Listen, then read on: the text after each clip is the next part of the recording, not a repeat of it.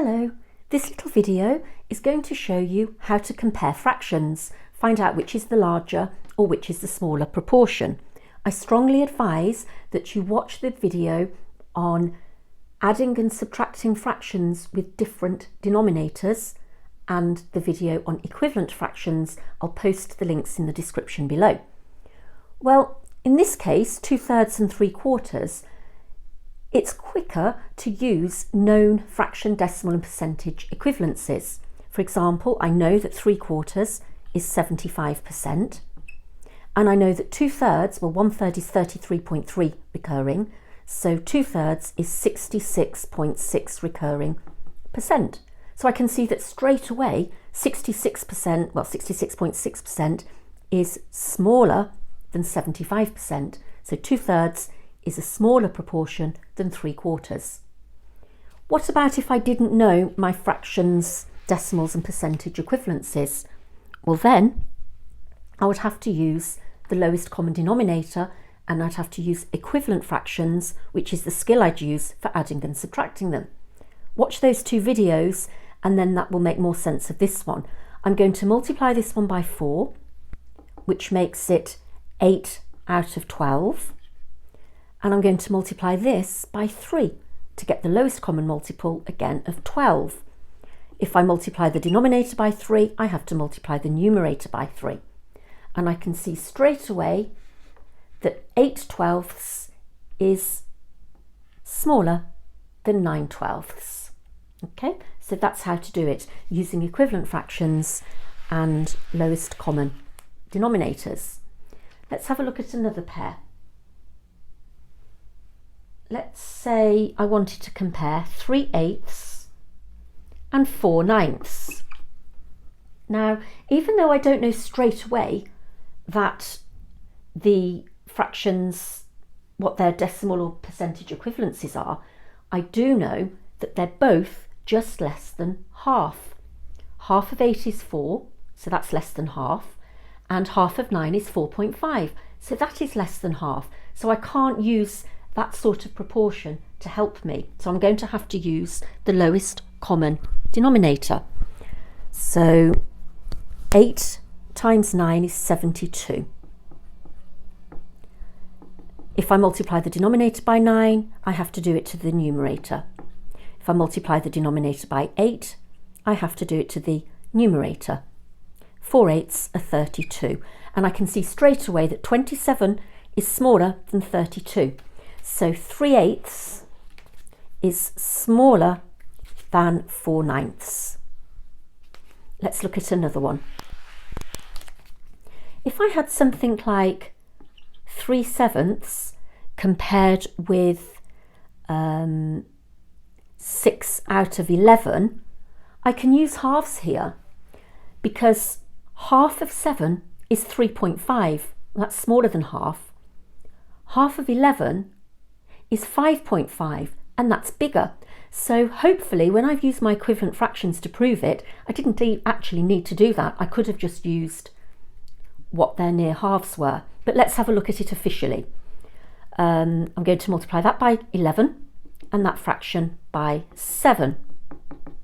Again, watch the fractions on equivalent fractions. Watch the video, sorry, on equivalent fractions. So that's 33 out of 77. Whereas that's 42 out of 77. And indeed, 33 is less than 42. So you don't always have to do the equivalent fractions. Let's have a look at another one, and then you can try some. Let's have a look at 5/8 compared with 6/11. Well, the way to tackle this, pretend I'm going to add them up or subtract them. That means the lowest common multiple. Well, here it's going to be 88. So I've multiplied that by 11. So 5 times 11 is 55. I've multiplied that by 8. So 6/8 are 48. And here 55 is greater than 48. 55 is larger than 48. So 5/8, based on their equivalent fractions, is that way round. I'll do one more and then you can have a go.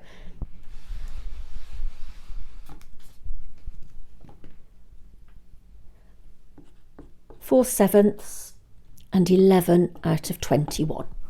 Well, for this one, I can't really use near doubles because half of 7 is 3.5, that's just over half. Half of 21 is 10.5 and that's just over half. So that strategy isn't going to help me. I'm going to have to find the lowest common denominator. I'm not going to do 21 times 7. I don't need to because I know that if I multiply this fraction by 3, I'll get 12 over 21 compared with 11 out of 21. And 12 out of 21 is larger than 11 out of 21.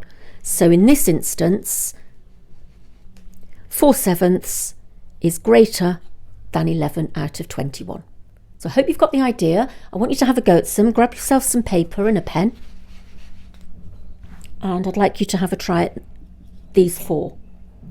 I'd like you to compare 9 elevenths with 6 eighths. Number 2, 2 sevenths with 3 eighths. Number 3, compare 7 tenths with 32 out of 50. And number 4, compare 14 out of 15 with 9 tenths. Pause the video, have a go and see how you get on.